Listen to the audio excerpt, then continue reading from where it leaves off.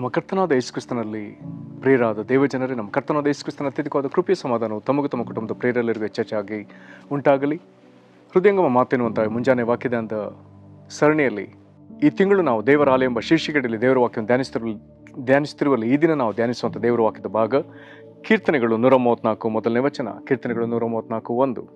ಎಲ್ಲೇ ರಾತ್ರಿಯಲ್ಲಿ ಯೆಹೋವನ ಮಂದಿರದಲ್ಲಿರುವ ಆತನ ಸರ್ವ ಸೇವಕರೇ ಯೆಹೋವನನ್ನು ಕೊಂಡಾಡಿರಿ.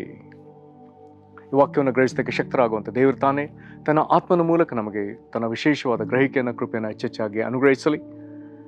ಕರ್ತನಲ್ಲಿ ಪ್ರೀತಿಯುಳ್ಳ ದೇವಜನರೇ, ಕೀರ್ತನೆ 34ರಲ್ಲಿ ನಾವೊಂದು ವಿಶೇಷವಾದ ಸಂಗತಿನ ಓದ್ತೇವೆ.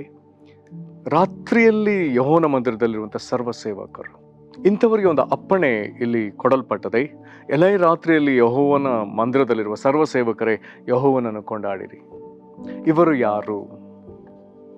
ಇವರ ಕುರಿತಾಗಿ ನಾವು ಒಂದು ಪೂರ್ವಕಾಲ ವೃತ್ತಾಂತದಲ್ಲಿ ನಾವು ಓದ್ತೇವೆ. ಒಂದು ಪೂರ್ವಕಾಲ ವೃತ್ತಾಂತ 9ನೇ ಅಧ್ಯಾಯ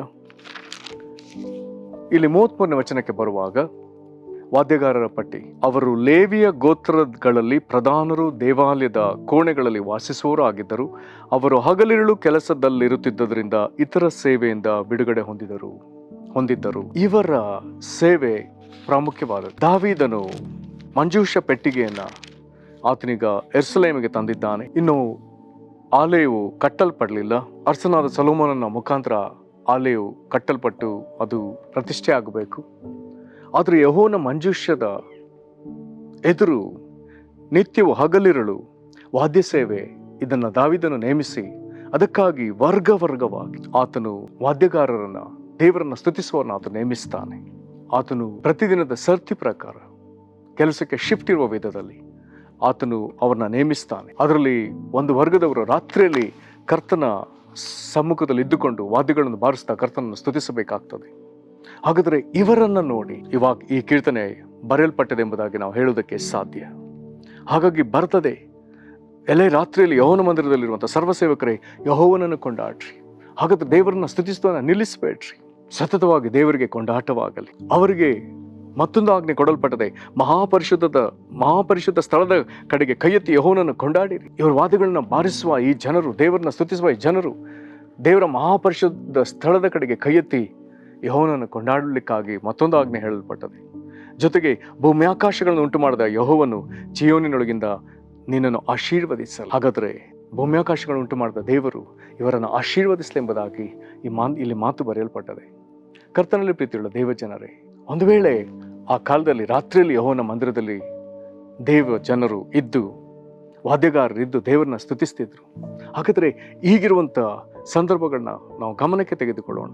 ಈಗಿನ ರಾತ್ರಿ ಕಾಲವೋ ಅಥವಾ ನಮ್ಮ ಜೀವಿತಗಳಲ್ಲಿ ನಾನಾ ಹೋರಾಟಗಳ ಸಂದರ್ಭವೋ, ನಾವು ಜಯಿಸಲಾರದ ವಿಧದಲ್ಲಿ ಹೋರಾಟಗಳು, ಕಣ್ಣೀರಿನ ಪರಿಸ್ಥಿತಿಯೋ, ಹಾಗಾದರೆ ಈ ವಾಕ್ಯ ನಮ್ಮನ್ನು ಉತ್ತೇಜಿಸಲಿ.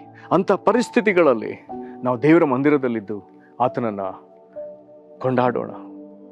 ದೇವರ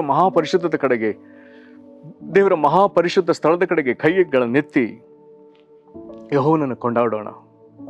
ಭೂಮ್ಯಾಕಾಶಗಳನ್ನ ಉಂಟು ಮಾಡಿದ ದೇವರು ಅಲ್ಲಿಂದಲೇ ನಮ್ಮನ್ನು ಆಶೀರ್ವದಿಸಿ. ಒಂದು ಸಾಕ್ಷ್ಯನ ಕೇಳಿಸಿಕೊಂಡಿದೆ. ಒಬ್ಬ ಯವನಸ್ಥನಿಗೆ ಬಹಳ ಭೀಕರ ಅಪಘಾತ, ತಲೆಯಿಂದ ಕಾಲಿನವರೆಗೂ ಅನೇಕ ವಿಧದಲ್ಲಿ ಆತನ ಶರೀರ ಬಾಧಿಸಲ್ಪಟ್ಟದೆ. ಆತನು ಬದುಕುಳಿಯುವಂಥದ್ದೇ ಬಹಳ ಕಷ್ಟಕರವಾದ ವಿಷಯ. ಅಪಘಾತವಾಗಿ ಎಷ್ಟೋ ದಿವಸ ಪ್ರಜ್ಞೆ ಇಲ್ಲ. ಅವನನ್ನು ಸತತವಾಗಿ ನೋಡಿಕೊಳ್ಳುವಂಥವರು ಅವನ ತಾಯಿಯೇ. ಒಂದು ಕಡೆ ಮನೆಯಲ್ಲಿ ಅವನಿಗಾಗಿ ಬೇಕಾದ ಸಕಲ ಸಿದ್ಧತೆಗಳನ್ನ ಮಾಡಿಕೊಂಡು ಬರಬೇಕು, ಹಗಲು ರಾತ್ರಿ ಆತನೊಂದಿಗೆ ಇರಬೇಕು. ಆದರೆ ಇದರ ನಡುವೆ ತಾಯಿ ಮಾಡಿದಂಥ ಇನ್ನೊಂದು ವಿಶೇಷ ಸಂಗತಿ, ಬೆಳಗ್ಗೆ 3 ಗಂಟೆಗೆ ಅವರು ದೇವರನ್ನ ಆರಾಧಿಸ್ತಿದ್ದಂಥ ಆಲಯಕ್ಕೆ ಹೋಗಿ ಬೆಳಗ್ಗೆ 3 ಗಂಟೆಗೆ ಅವರು ಕರ್ತನ ಸಮ್ಮುಖದಲ್ಲಿ ಕಣ್ಣೀರಿನಿಂದ ಪ್ರಾರ್ಥಿಸ್ತಿರ್ತಿದ್ರು. ಗಂಟೆಗಟ್ಟಲೆ ದೇವರನ್ನ ಪ್ರಾರ್ಥಿಸ್ತಿದ್ರು. ನಂತರ ಎದ್ದು ಹೋಗಿ ಬೇಗ ಮನೆಯಲ್ಲಿ ಬೇಕಾದ ಆಹಾರಗಳನ್ನ ಸಿದ್ಧಪಡಿಸಿಕೊಂಡು ಮತ್ತೆ ಆಸ್ಪತ್ರೆಯಲ್ಲಿ ತನ್ನ ಮಗನ ಕಡೆಗೆ ಧಾವಿಸ್ತಿದ್ರು.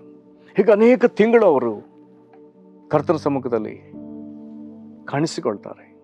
ತಮಗಿದ್ದಂಥ ಹೋರಾಟದ ಪರಿಸ್ಥಿತಿಯಲ್ಲಿ ಮಗನನ್ನು ಬಿಟ್ಟು ಸ್ವಲ್ಪ ಹೊತ್ತು ಇರ್ಲಿಕ್ಕೆ ಸಾಧ್ಯವಿಲ್ಲ. ಆದರೆ ಅಂಥ ಸಂದರ್ಭದಲ್ಲಿ ಬೆಳಗ್ಗೆ ದೇವರ ಸನ್ನಿಧಿಯಲ್ಲಿ ಗಂಟೆಗಟ್ಟಲೆ ಅವರು ಮಗನ ಜೀವ ಪಡಕೊಳ್ಳುವಂತೆ, ಆತನು ತಿರುಗಿ ಯಥಾಸ್ಥಿತಿಗೆ ಮರಳುವಂತೆ ಅವರು ಪ್ರಾರ್ಥಿಸ್ತಾರೆ. ಪ್ರೇರೆ, ಭೂಮ್ಯಾಕಾಶಗಳುಂಟು ಮಾಡಿದ ದೇವರು ಯೆಹೋವನು ಚೀಯೋನಿನೊಳಗಿಂದ ನಿನ್ನ ಆಶೀರ್ವದಿಸಲೆನ್ನುವಂಥ ಮಾತಿನ ಪ್ರಕಾರವೇ ತಲೆಯಿಂದ ಕಾಲಿನವರೆಗೂ ವಿಚಿತ್ರವಾದ ವಿಪರೀತ ಪೆಟ್ಟುಗಳನ್ನ ತಿಂದು ಬದುಕುಳಿಯಲ್ಲಿ ಉಳಿಯೋದಕ್ಕೆ ಸಾಧ್ಯವೇ ಇಲ್ಲ ಎನ್ನುವಂಥ ವಿಧದಲ್ಲಿ ಶರೀರದ ಆಕಾರ ಕೆಟ್ಟು ಹೋಗಿದ್ರು.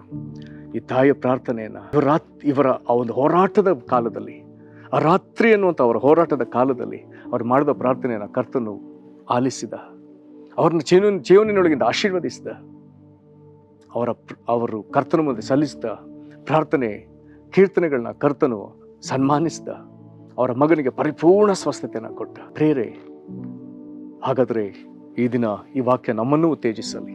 ನಾವು ಹಾದು ಹೋಗುತ್ತಿರುವಂಥ ರಾತ್ರಿ ಪರಿಸ್ಥಿತಿ ಏನೋ, ಅದರ ನಡುವೆಯೇ ನಾವು ಯೆಹೋವನ ಮಂದಿರದಲ್ಲಿ ದೇವರನ್ನ ಕೊಂಡಾಡೋಣ, ಕುಟುಂಬವಾಗಿ ಕೊಂಡಾಡೋಣ, ಅಥವಾ ವಿಶ್ವಾಸದಲ್ಲಿ ನಮ್ಮೊಂದಿಗೆ ಐಕ್ಯತೆಯಲ್ಲಿ ಇರುವಂಥ ಸಹೋದರರೊಂದಿಗೆ ಸೇರಿ ನಾವು ಕೊಂಡಾಡೋಣ. ಆತನ ಪರಿಶುದ್ಧ ಸ್ಥಳದ ಕಡೆಗೆ ಕೈಗಳನ್ನೆತ್ತಿ ಕರ್ತನನ್ನು ಕೊಂಡಾಡೋಣ.